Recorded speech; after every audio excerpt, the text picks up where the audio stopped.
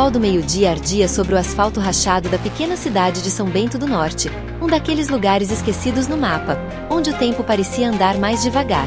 Roberto Carlos, com uma mochila simples nas costas, descia do ônibus interestadual com um sorriso discreto no rosto.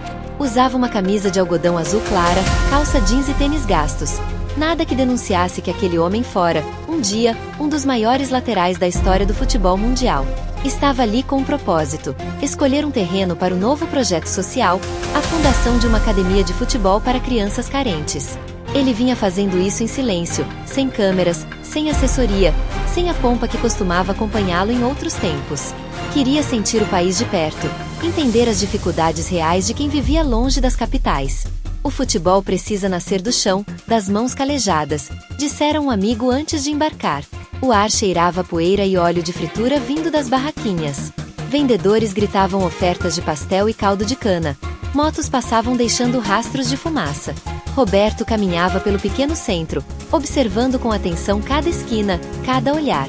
Parou em frente a um campo de terra batida onde meninos jogavam descalços, a bola feita de meias velhas.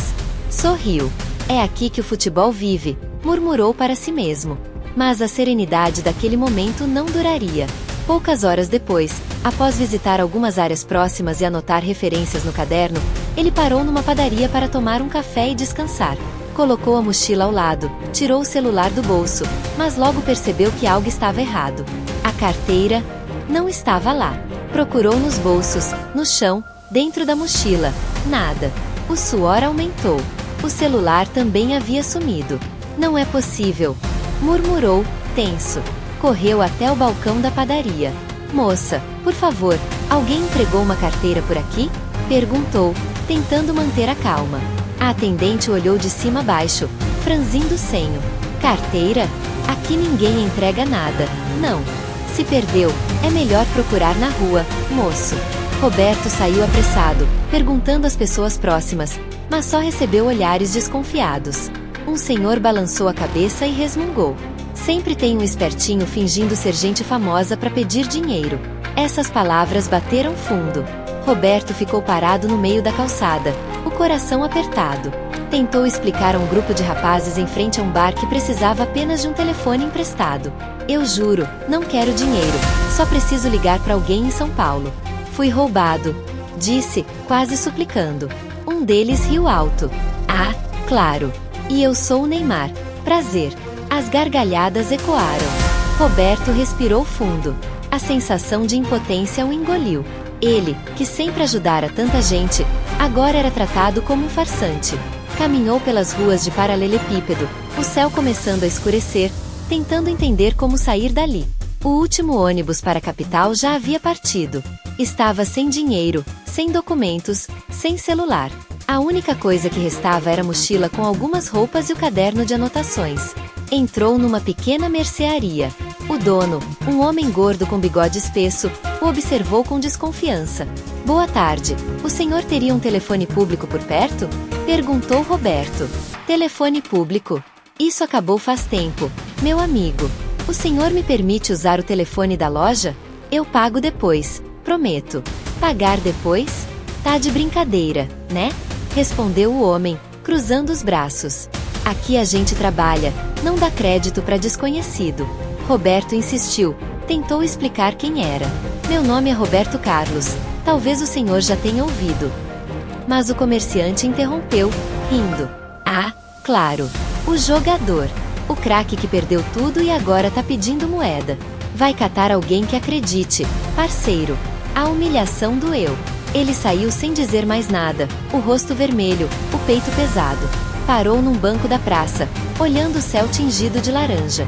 Lembrou-se de quando, ainda menino, sua mãe lhe dizia: filho, nunca deixe o sucesso te afastar das pessoas simples. Elas é que sustentam o mundo. Agora, sentado ali, ele via como o mundo podia ser cruel quando você não parecia ter nada a oferecer. Enquanto o vento soprava quente e seco, uma senhora passou vendendo doces caseiros. Roberto tentou explicar a situação, pedindo um copo d'água. Ela hesitou, depois respondeu fria. Tem gente demais inventando história, moço. Se quiser água, tá ali a bica da praça. Ele agradeceu mesmo assim. A noite caiu. O barulho da cidade foi diminuindo, restando apenas o som distante de um rádio e o latido de cães. Roberto, cansado e faminto, sentou-se no degrau de uma construção inacabada. O estômago roncava, mas o que doía mais era o orgulho ferido. Pela primeira vez em muitos anos, sentia-se invisível. Foi quando uma voz grave ecoou por trás dele. "Tá tudo bem aí, amigo?" Roberto se virou. Um homem coberto de pó de cimento, usando botas rasgadas e um capacete gasto, o observava com curiosidade. Tinha os ombros largos e o olhar cansado, mas bondoso. "Perdi tudo", respondeu Carlos, com um sorriso triste. "Carteira, celular, documentos, até a fé, talvez." O homem se aproximou. "Aqui chamam de azar. Mas às vezes o azar vem para mostrar quem ainda é gente." Tirou o capacete, limpou o suor. "Sou o Josué. Trabalho naquela obra ali." Roberto contou sua história, sem mencionar ser famoso. Disse apenas que precisava voltar a São Paulo para resolver algo urgente. Josué ficou em silêncio por alguns segundos, depois tirou do bolso uma carteira de couro velha, toda suja de pó, e contou algumas notas. "Toma. É pouco, mas dá para pegar um ônibus até a cidade vizinha. Lá você se vira melhor." Roberto ficou imóvel, surpreso. "Eu? Não posso aceitar. Você precisa mais que eu." "Aceita? Sim. Hoje eu ajudo você. Amanhã, quem sabe, ajuda outro." Josué sorriu, mostrando dentes falhos. "Não precisa devolver. Só não deixe o coração endurecer." Aquelas palavras ficaram ecoando. Roberto tentou insistir, mas Josué foi firme. "Dinheiro vai e vem, meu irmão. O que não pode ir embora é a vontade de ajudar." Sem ter como agradecer, Roberto pegou o dinheiro com as mãos trêmulas. "Obrigado, de verdade. Um dia eu volto para retribuir." Josué deu de ombros. "Não precisa. O que eu quero mesmo é ver o Brasil com mais gente decente." Os dois se despediram sob o céu estrelado. Roberto caminhou até a rodovia e conseguiu uma carona até uma cidade próxima. Durante o trajeto, olhou pela janela, lembrando do olhar sincero daquele homem. Em silêncio, prometeu algo a si mesmo. Nos dias seguintes, depois de conseguir novos documentos e resolver as pendências, a imagem de Josué não saía da sua cabeça. Um trabalhador pobre, sujo de cimento, que o ajudara sem saber quem ele era. Enquanto todos os outros viraram o rosto, ele estendeu a mão. À noite, em seu apartamento no Rio, Roberto abriu o caderno onde anotava ideias para o projeto social. Escreveu em letras grandes: "Bondade é o primeiro passo de qualquer academia." As memórias daquele dia voltavam como flashes. As risadas, os olhares de desprezo, o calor sufocante, o som das crianças jogando bola na terra. Ele pensou em quantas pessoas, como Josué, viviam esquecidas, trabalhando duro, sustentando sonhos que nunca viriam realizados. No rádio, tocava uma música antiga de Zeca Pagodinho, e as palavras pareciam resumir tudo: "Deixa a vida me levar, vida leva eu." Mas Roberto sabia que, dessa vez, não deixaria a vida levá-lo ao acaso. Ele voltaria. Voltaria àquele lugar, não como o homem perdido de antes, mas como alguém que havia redescoberto o valor da humanidade. Dias se passaram. Em reuniões com investidores e autoridades, ele falava com mais paixão. Quando perguntavam por que escolhera o interior nordestino para o novo centro, ele respondia: "Porque é lá que o coração do Brasil ainda pulsa." Às vezes, durante as apresentações do projeto, lembrava-se da praça, do vendedor risonho que o chamou de impostor, da mulher que negara um copo d'água. Tudo isso fazia sorrir, não por raiva, mas por aprendizado. A dor daquele dia havia se transformado em combustível. Certa noite, deitado, ele releu a última frase que escrevera no caderno: "A gentileza de um homem simples vale mais do que a fama de 1000 heróis." Olhou pela janela. A lua cheia iluminava o céu, e por um instante, ele viu o rosto de Josué refletido no vidro, o sorriso sereno de quem não esperava nada em troca. E foi nesse momento que tomou a decisão definitiva: "Eu vou voltar." Voltar não apenas para agradecer, mas para mostrar àquela cidade que a bondade ainda tem rosto, que a humildade ainda tem voz. Ele não queria vingança, queria inspiração. O som do vento parecia responder, suave, como um sussurro: "Vai, Roberto. Mostra que ainda existem corações bons." E assim, sob o luar silencioso, O homem que já fora um ídolo mundial voltava a ser apenas um ser humano em busca de outro ser humano. O capítulo terminaria com a imagem simbólica. Roberto fecha o caderno, coloca sobre ele o bilhete amassado que Josué escrevera na noite em que se despediram. Um pedaço de papel de embalagem onde o pedreiro deixará rabiscado seu nome e o endereço de uma rua qualquer.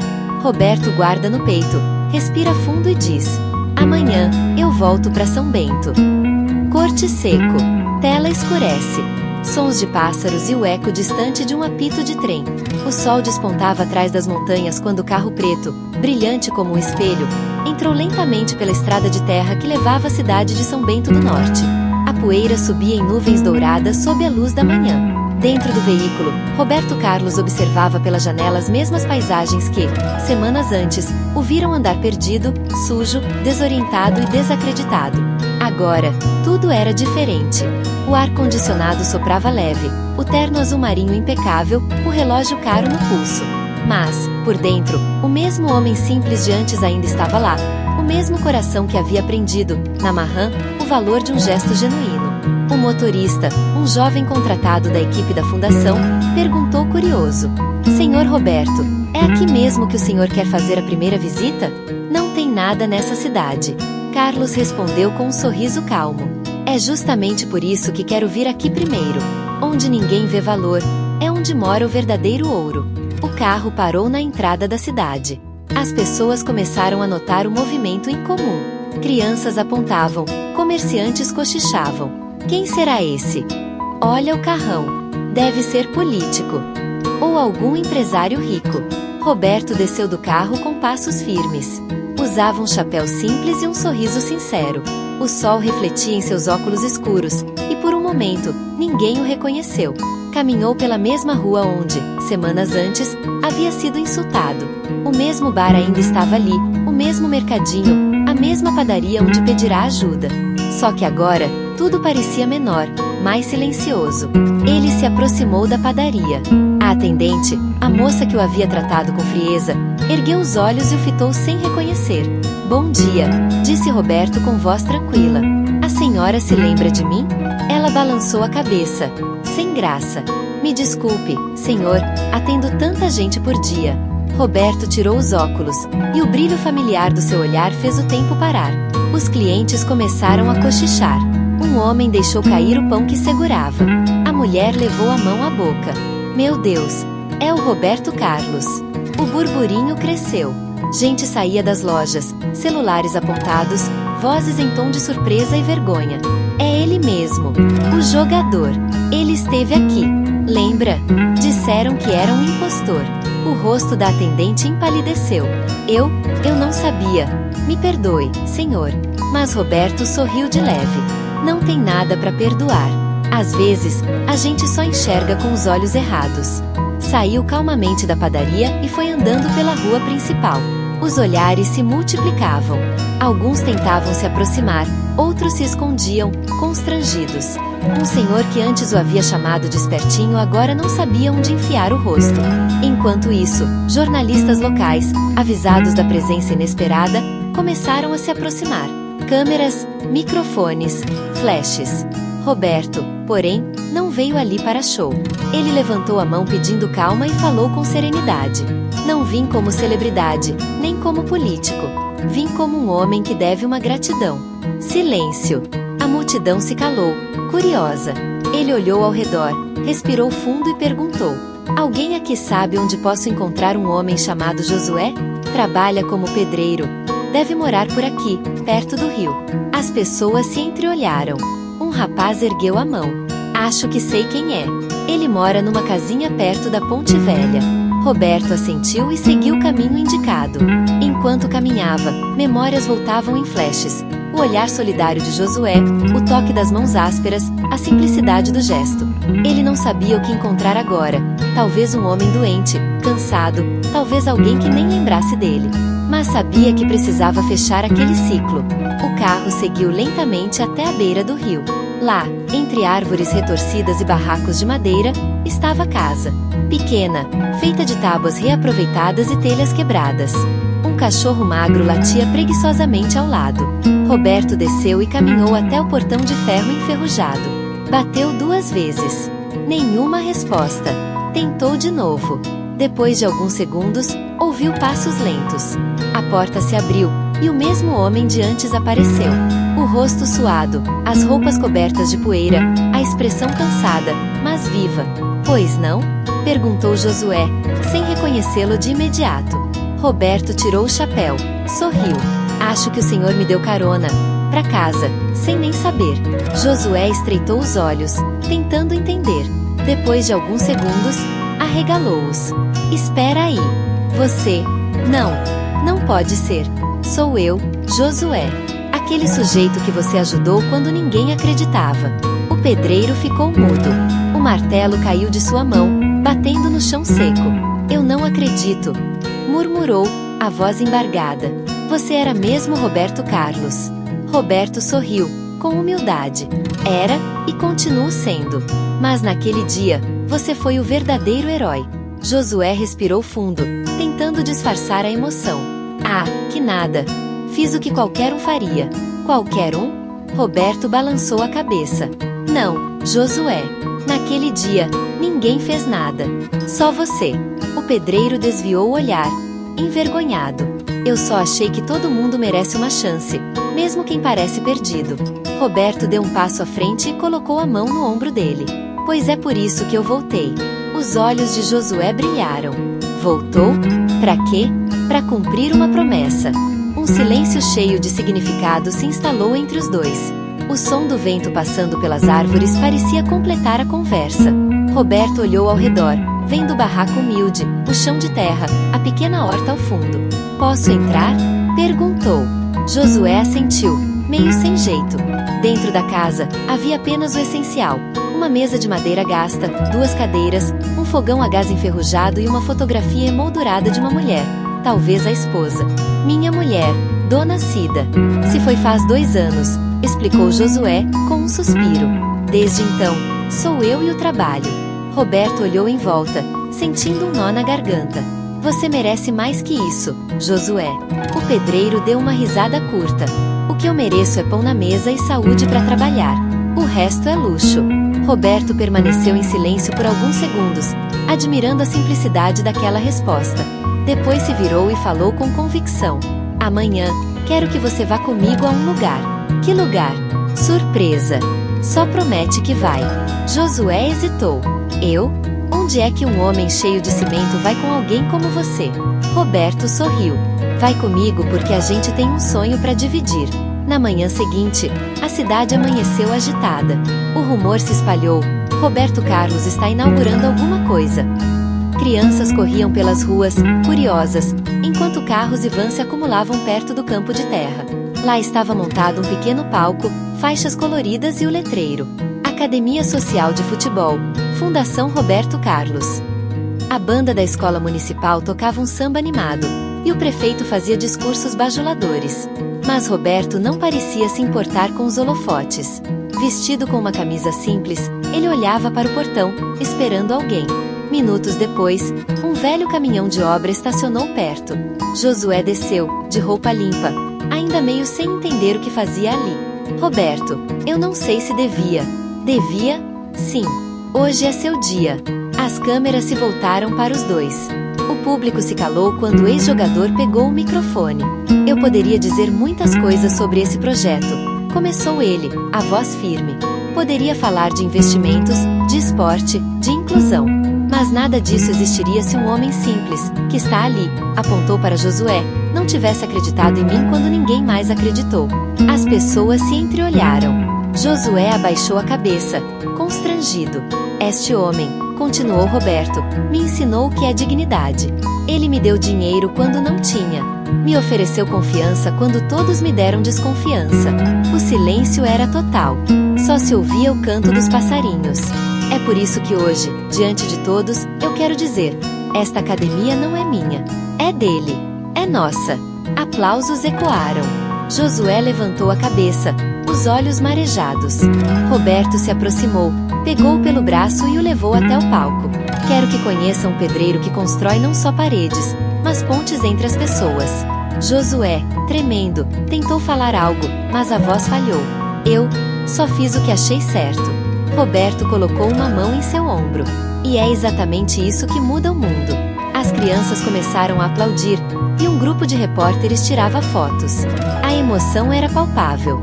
O prefeito, tentando recuperar o protagonismo, cochichou para um assessor. A gente devia colocar o nome dele em alguma coisa. Roberto ouviu e respondeu alto, sorrindo. Já pensei nisso. Este campo aqui vai se chamar Campo Josué da Esperança. A multidão explodiu em aplausos. Josué levou as mãos ao rosto, incapaz de conter as lágrimas. Eu não mereço isso, Roberto. Merece. Sim, porque a sua bondade salvou muito mais do que um homem perdido.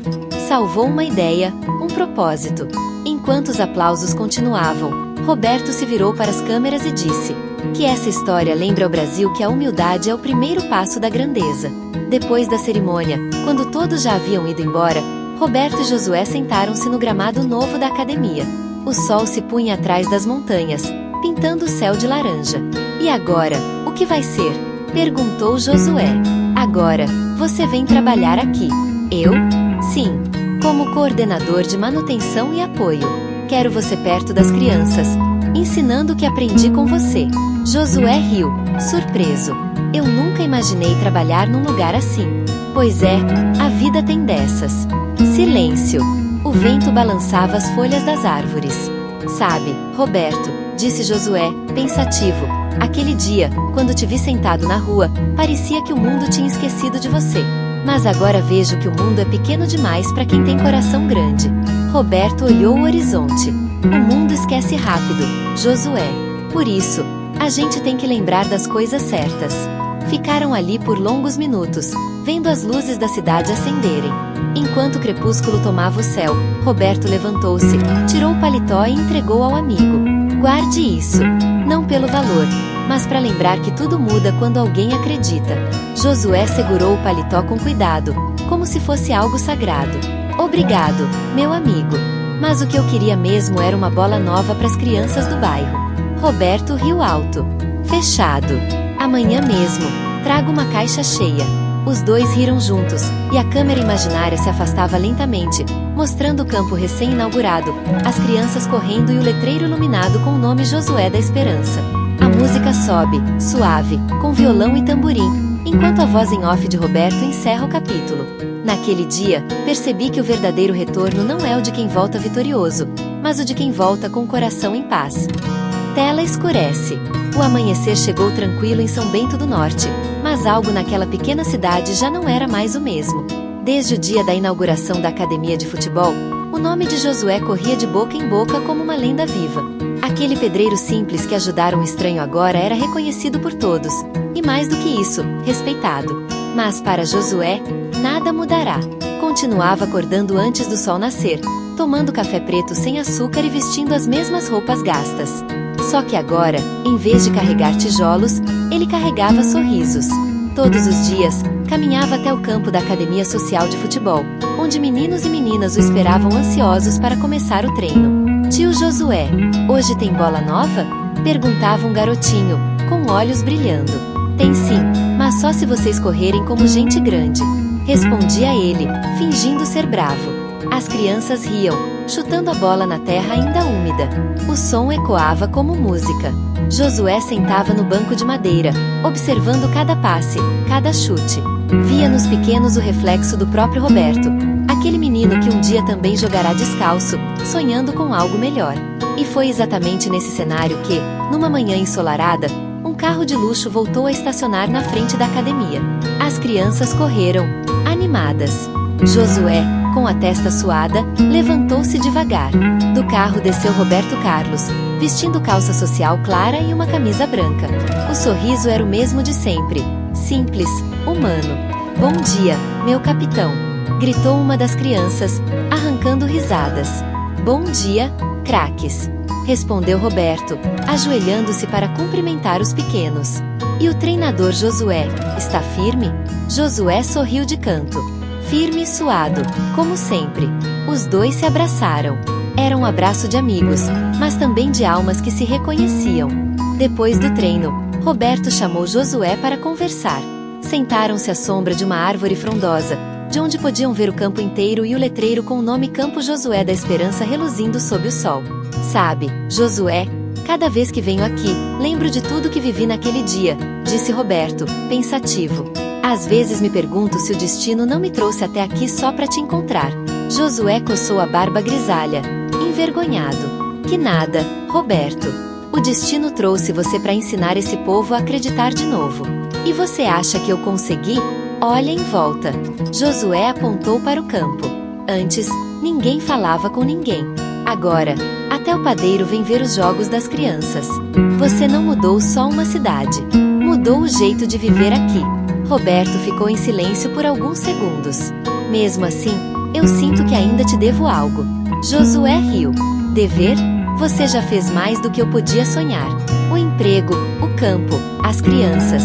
Não, Josué. Isso é pouco. O tom de Roberto era sério, mas sereno. Ele olhava o horizonte como quem prepara algo especial. Na semana seguinte, a cidade foi tomada por uma movimentação diferente. Caminhões descarregavam caixas, operários montavam estruturas e uma equipe de filmagem instalava equipamentos. O povo curioso se aglomerava. O que será agora? Perguntavam uns aos outros. Ninguém sabia ao certo. Só Josué, que receberá um convite misterioso para ir à prefeitura naquela tarde. Quando chegou lá, encontrou Roberto esperando na escadaria, vestido elegantemente, cercado por repórteres e autoridades. O que está acontecendo? Perguntou Josué, confuso. Vem comigo, respondeu Roberto, sorrindo. Hoje é o dia do nosso maior gol. Entraram juntos no salão principal. Lá dentro, um telão exibia imagens da academia, das crianças jogando, da cidade sorrindo. O prefeito discursava emocionado, exaltando o impacto social do projeto.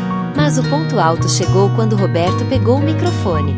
Há algumas semanas, eu falei aqui sobre um homem que me ajudou quando ninguém acreditava. Um homem que me deu fé sem pedir nada em troca.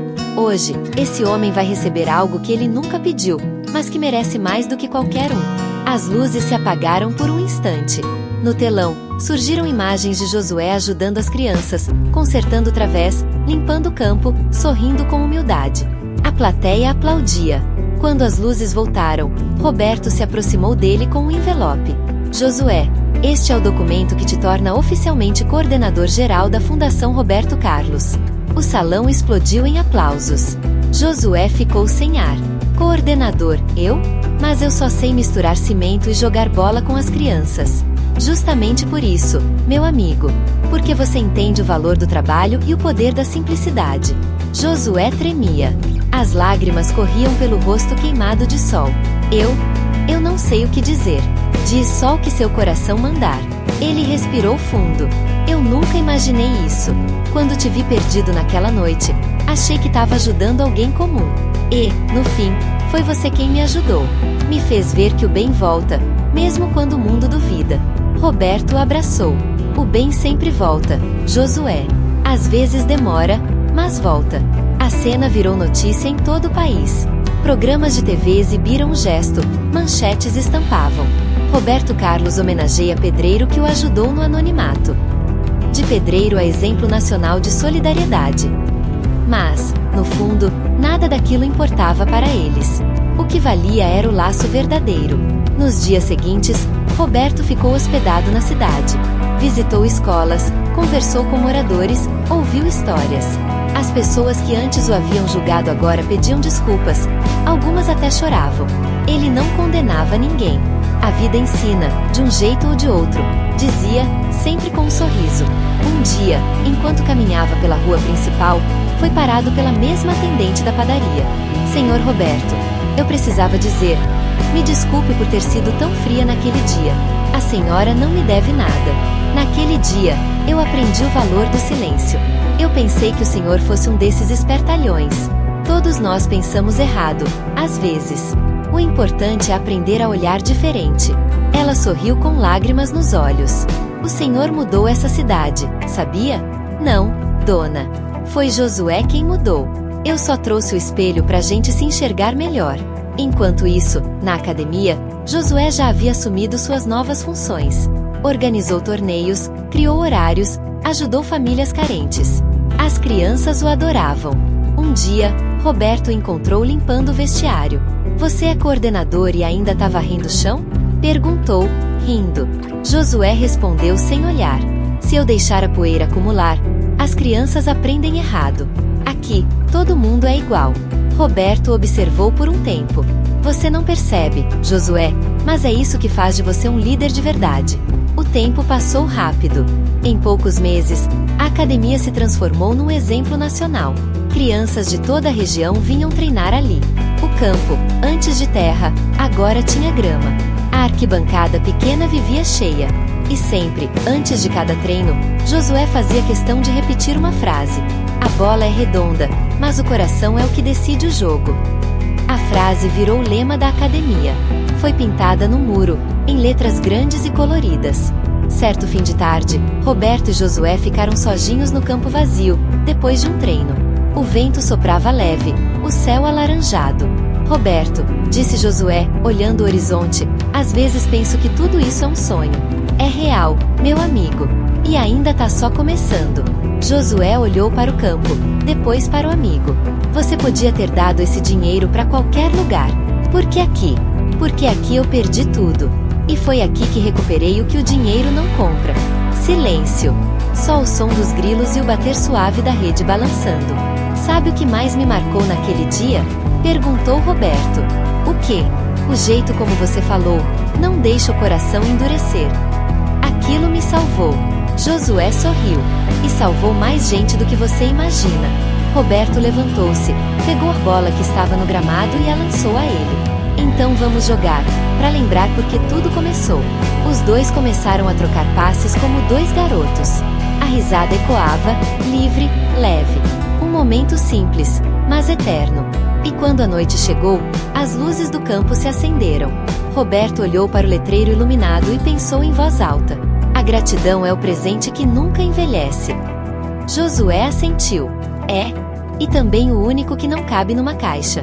A câmera imaginária se afastava lentamente, mostrando a cidade inteira agora iluminada, viva, pulsando de esperança.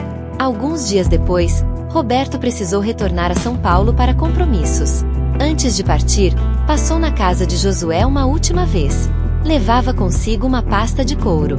Trouxe uma coisa para você, disse, entregando o envelope. Josué abriu e encontrou documentos, escritura de um terreno, planta de uma casa simples, mas nova.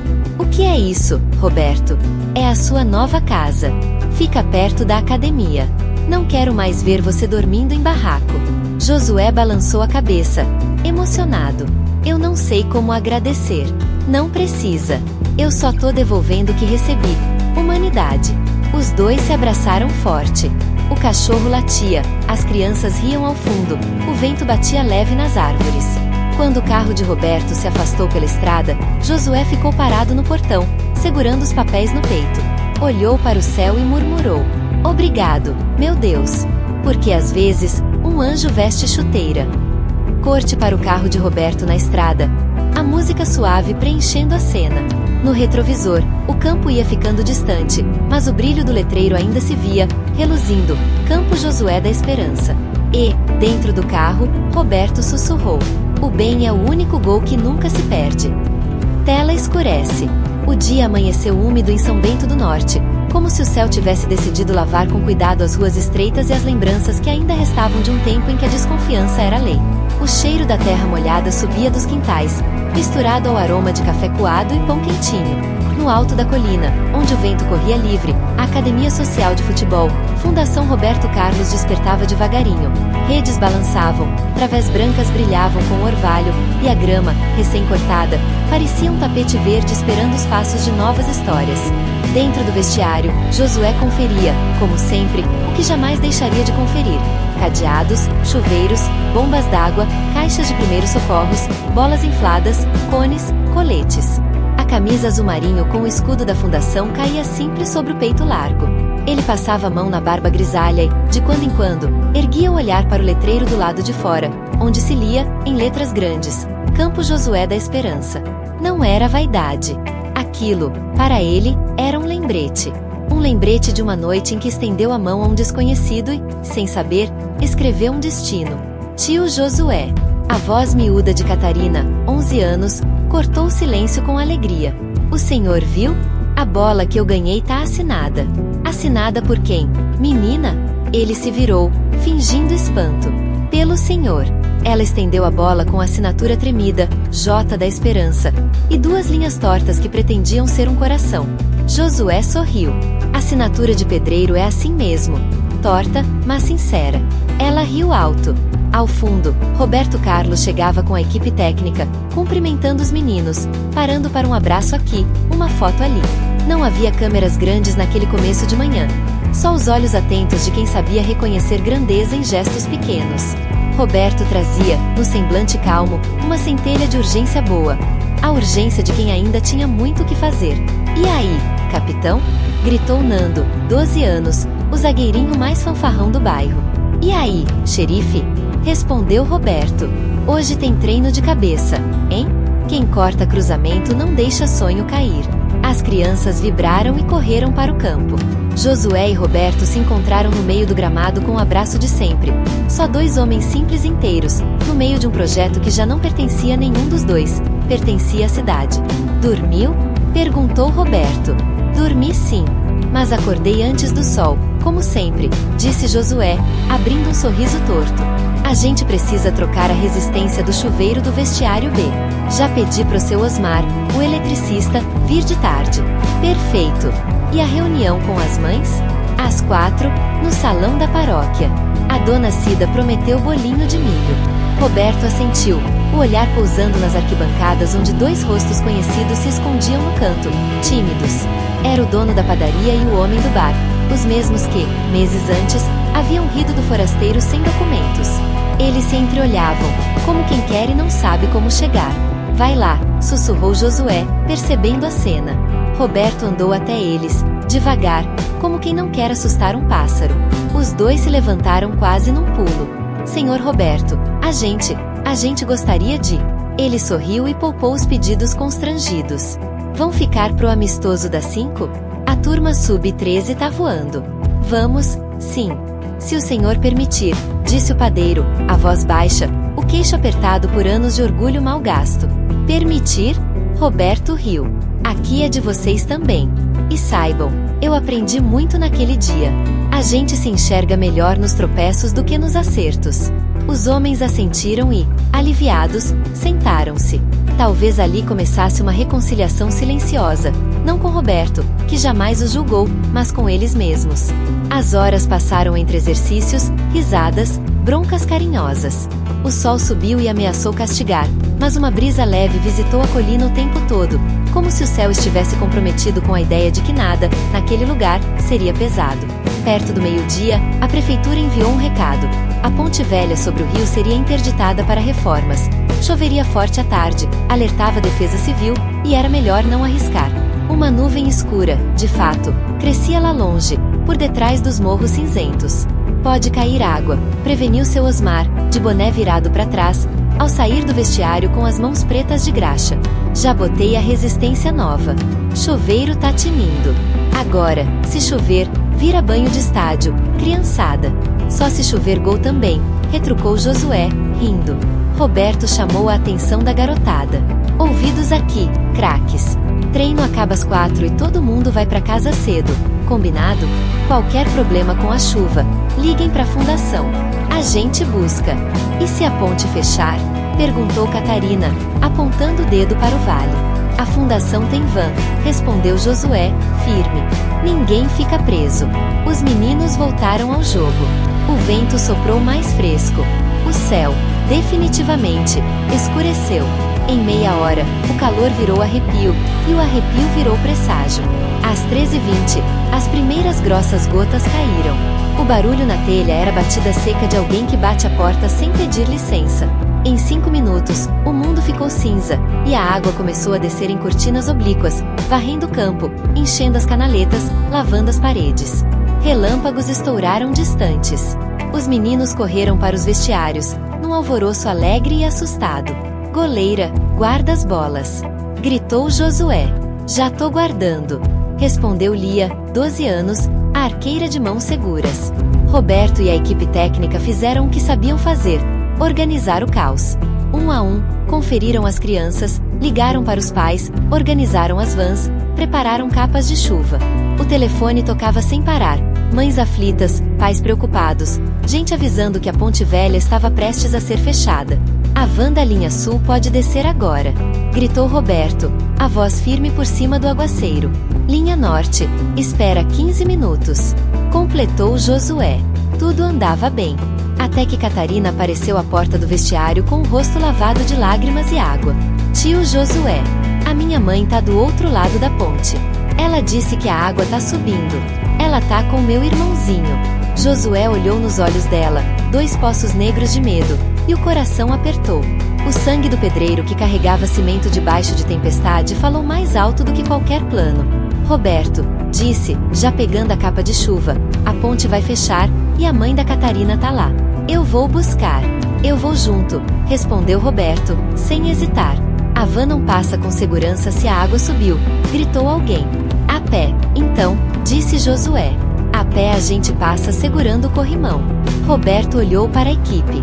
Marina, você assume a organização aqui. Ninguém sai até a gente voltar.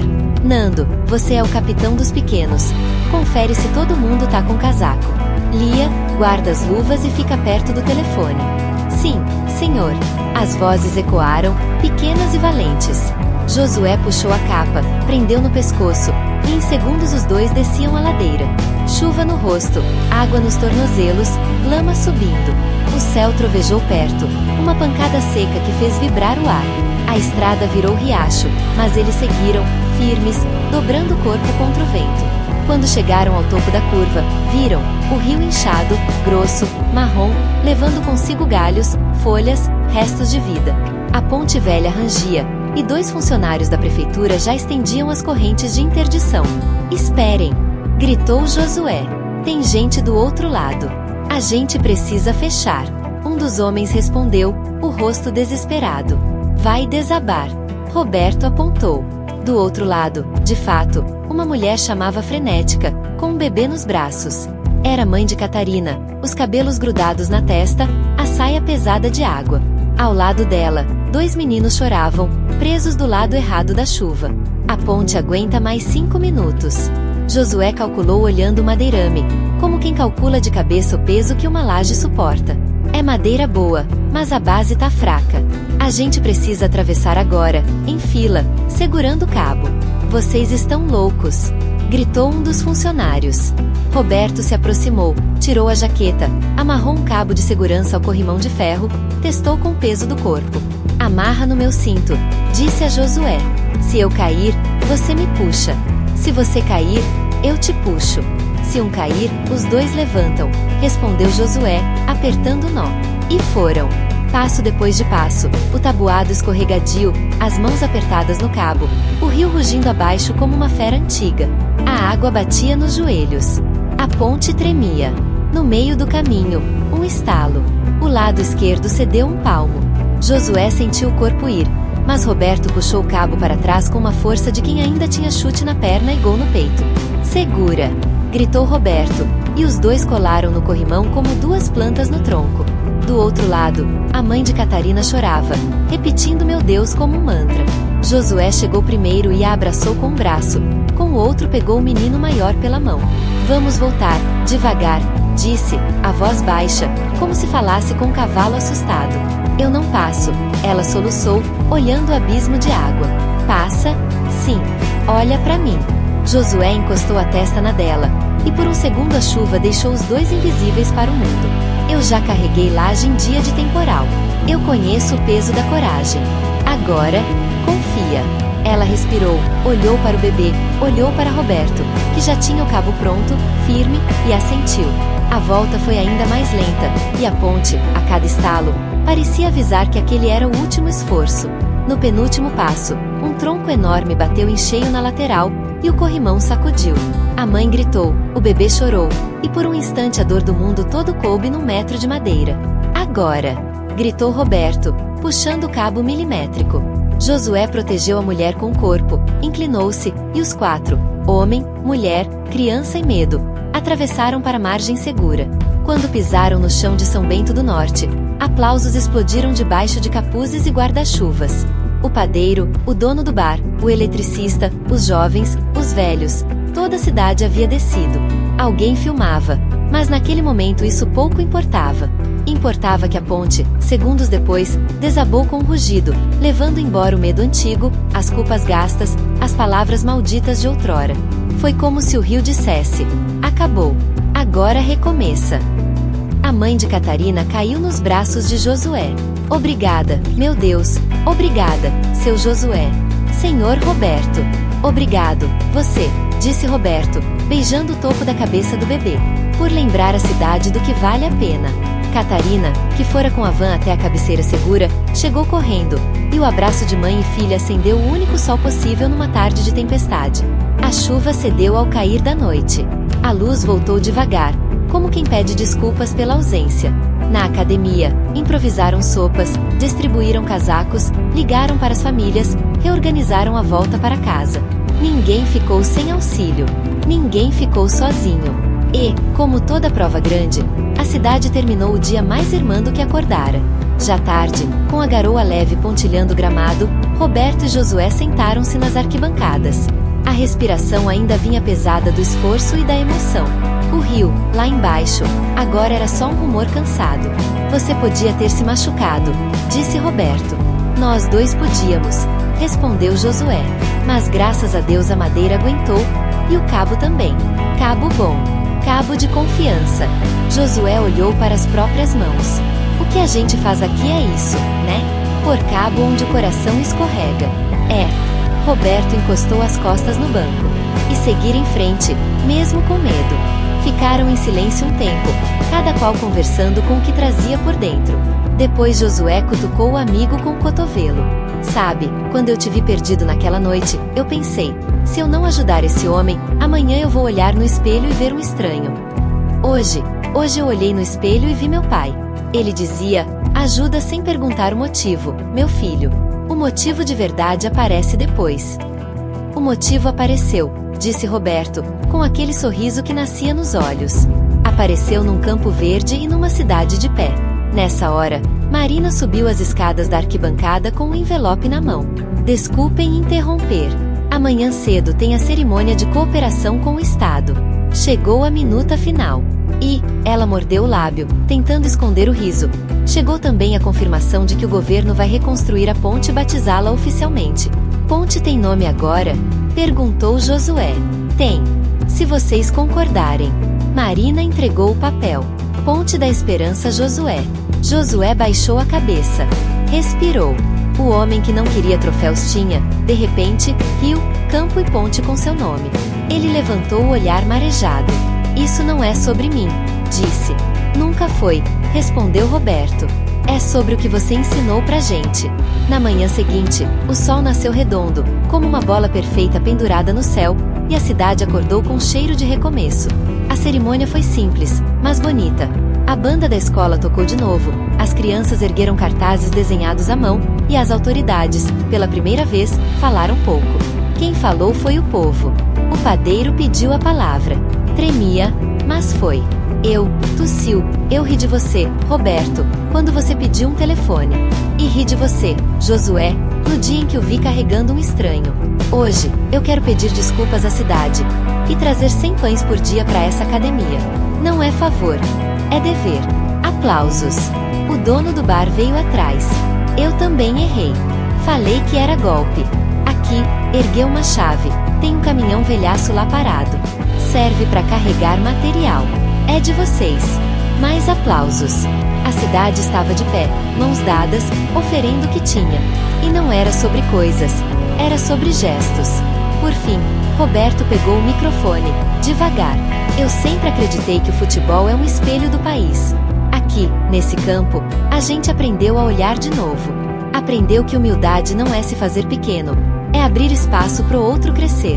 Ele olhou para Josué e aprendeu que a verdadeira liderança começa varrendo o chão. Risadas doces, olhares quentes. Por isso, continuou Roberto, hoje eu quero propor uma última coisa. A fundação vai ampliar a academia para mais 2 núcleos, Núcleo Norte e Núcleo Sul.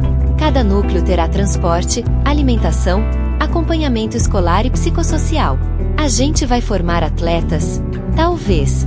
Mas, se a gente formar gente, eu já fico satisfeito. E, se me permitem, eu queria pedir licença para rebatizar nossa casa.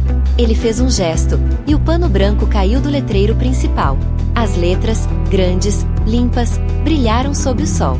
Academia Josué da Esperança, Fundação Roberto Carlos. O campo, inteiro, prendeu a respiração. As mãos bateram, primeiro tímidas, depois espessas, redondas, emocionadas, até virarem um mar. Josué, parado no centro, não sabia onde pôr a mão. Acabou pondo no peito. Ele tentou, eu não mereço. Merece, sim, gritou Catarina, do meio das crianças. O Senhor salvou a minha mãe. Risos e choros juntos. A música da banda subiu, e o vento, cúmplice antigo, fez a bandeira da academia estalar como um coração batendo. As semanas seguintes correram vivas.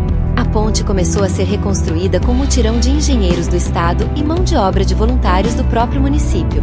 Josué foi, claro, o primeiro a chegar e o último a sair, com o boné suado, o cimento na unha, a voz rouca de tanto orientar.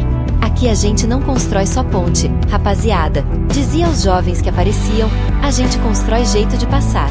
Na academia, Marina coordenava as inscrições para os novos núcleos, e Roberto articulava parcerias para bolsas de estudo. Um time de psicólogos passou a atender as famílias. Uma nutricionista desenhou o cardápio das refeições.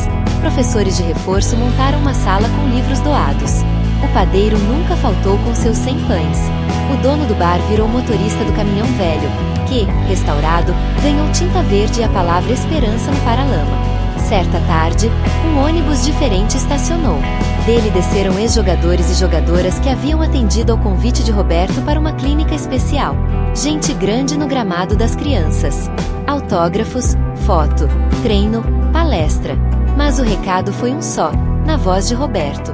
A gente não tá aqui para ensinar drible. A gente tá aqui para escutar sonho. E escutaram.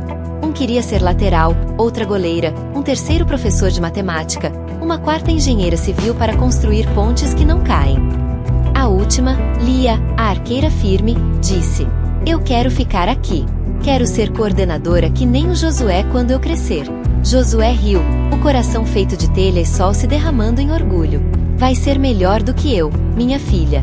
O tempo soprou mais um mês, a ponte ficou pronta, os núcleos começaram as atividades, e o amistoso inaugural do programa de expansão lotou a pequena arquibancada.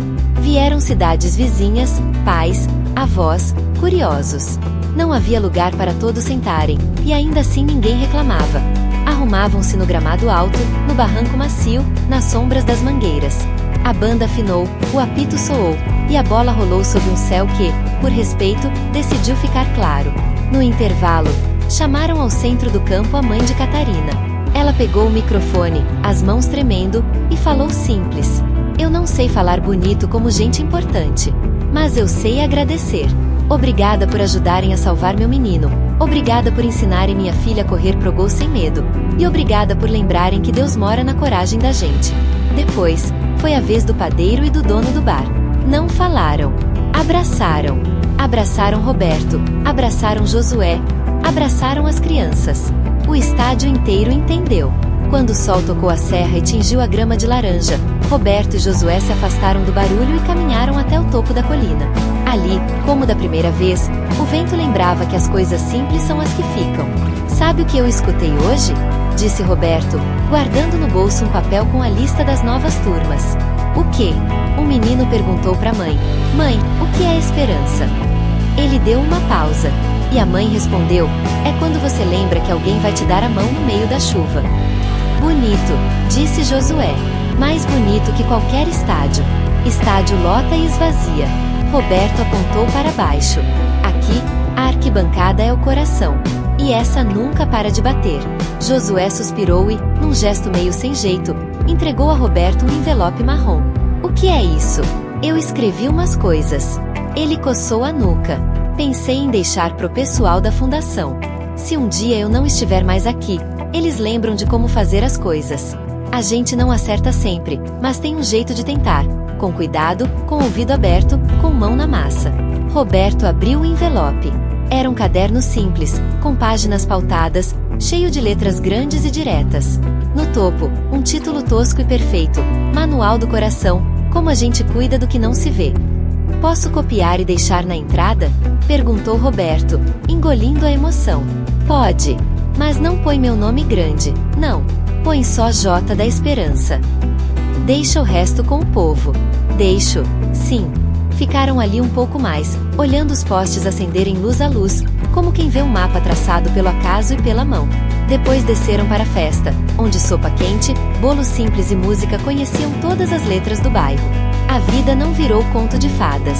Às vezes chovia no dia do treino, às vezes a grama queimava, às vezes a van quebrava, o padeiro adoecia, o eletricista atrasava. Às vezes faltava dinheiro, às vezes sobrava vontade. E foi quase sempre a vontade que empurrou o mundo para o lado certo. Uma noite, já tarde, Roberto pegou a estrada de volta para o rio. Levava na mente os rostos, nas mãos o caderno do Manual do Coração, e no peito aquela sensação rara de dever que não termina, só se transforma. Antes de a cidade desaparecer no retrovisor, ele diminuiu a velocidade e baixou o vidro. O vento trouxe o cheiro da grama e de pão. E trouxe também uma frase que parecia sussurrada por toda São Bento do Norte, uma frase que ele mesmo havia dito e que agora pertencia a todos. A humildade é o primeiro passo da grandeza. Do outro lado do vidro, a placa recém-pintada da ponte sorriu no escuro. Ponte da Esperança Josué. Em cima, um garoto atravessava de bicicleta, devagar, segurando firme o guidão. Não tinha medo. Aprenderá que, do lado de cá ou de lá do rio, sempre existe um cabo invisível chamado confiança. Meses depois, um jornalista de uma revista nacional veio fazer uma grande reportagem. Queria saber do dinheiro, dos patrocinadores, das planilhas, dos nomes famosos. Saiu dali falando de pão, de chuva, de cabo, de menino, de mãe. Às vezes, as histórias erradas chegam com as perguntas certas e descobrem, sem querer, o que realmente importa. No fim da entrevista, ele perguntou a Josué: "O senhor se sente herói?" Josué olhou para o campo, onde Catarina defendia um chute forte com um salto improvável, e riu. "Herói é quem reinventa o dia sem aplauso. Eu sou pedreiro. Hoje eu assento tijolo em casa de sonho. E o que o senhor diria para quem desconfia de tudo?" Josué pensou um pouco. "Que desconfie do próprio medo e descanse no que é simples. Quando você não souber o que fazer, procura quem está precisando de ajuda. O resto aparece." Num sábado de sol, a fundação organizou um festival comunitário. Poste de bambu com bandeirinhas, mesa comprida de comida, palco de madeira, sanfona, tamborim. As mães venderam artesanato, os pais jogaram baralho, as crianças pintaram as mãos para carimbar um mural que dizia: "Aqui, a bola é de todos." No meio da tarde, Roberto pediu silêncio. Pegou o microfone, procurou Josué com o olhar, e falou: "Hoje, a gente encerra um ciclo. Não um fim, mas um começo de ficar. O primeiro ano da nossa casa termina, e a gente sai maior do que entrou, porque aprendeu a diminuir o passo para andar junto. Por isso, eu queria ler um trechinho de um caderno que vai ficar exposto na entrada da academia. O povo doou uma moldura bonita, e que a gente vai usar para ensinar quem chegar depois." Ele abriu o Manual do Coração, limpou a garganta e leu: "Se faltar dinheiro, dá-se tempo. Se faltar tempo, dá-se ouvido. Se faltar ouvido, dá-se silêncio. Se faltar silêncio, dá-se mão. E, se faltar mão, a gente aprende a pedir, porque ninguém constrói uma ponte sozinho." O gramado inteiro aplaudiu em pé. Josué, no canto, secou discretamente os olhos com o dorso da mão. No encerramento, todos se reuniram para um jogo simbólico. Crianças de um lado, adultos do outro, sem placar, sem juiz, sem pressa. A bola rodou alegre, como se soubesse estar em casa, e quando alguém caía, alguém levantava. Era isso. Afinal, o sol se pôs por trás da serra, e o céu entregou, sem negociar, uma coleção de estrelas. As luzes do campo Josué da Esperança acenderam como pensamento bom, e a música, mais uma vez, cobriu os telhados da cidade com uma manta morna. Roberto, sentado no degrau mais alto da arquibancada, olhou para tudo como quem devolve o olhar ao milagre que recebeu. Ao lado dele, Josué assobiava uma melodia que seu pai cantava na infância, sem saber o nome, sabendo apenas a estrada. "E então, meu amigo?" perguntou Roberto. "Valeu a pena?" Josué demorou um pouco para responder. Às vezes, vale mais deixar a pergunta pegar vento. Quando finalmente falou, foi simples. Valeu porque não foi sobre a gente. Foi sobre a gente. Eles riram do trocadilho espontâneo, desses que o destino escreve melhor do que qualquer roteirista. E ficaram ali, quietos, vendo as crianças guardarem as bolas, os pais recolherem as cadeiras, as mães contarem as histórias que contariam de novo no dia seguinte. A vida, a mais linda das repetições. Antes de descer, Roberto se levantou, respirou fundo e disse a frase que fecharia, sem trancar, aquela história. A fama passa. O coração permanece. Na descida, as vozes da cidade se misturaram ao canto dos grilos. E, enquanto a noite abraçava São Bento do Norte, alguém, ninguém sabia quem, pendurou na entrada da academia um pequeno sino de cobre. Toda vez que uma mão pequena empurrava o portão, o sino tilintava. Era um lembrete diário de que a bondade, quando bem plantada, faz barulho por muito tempo.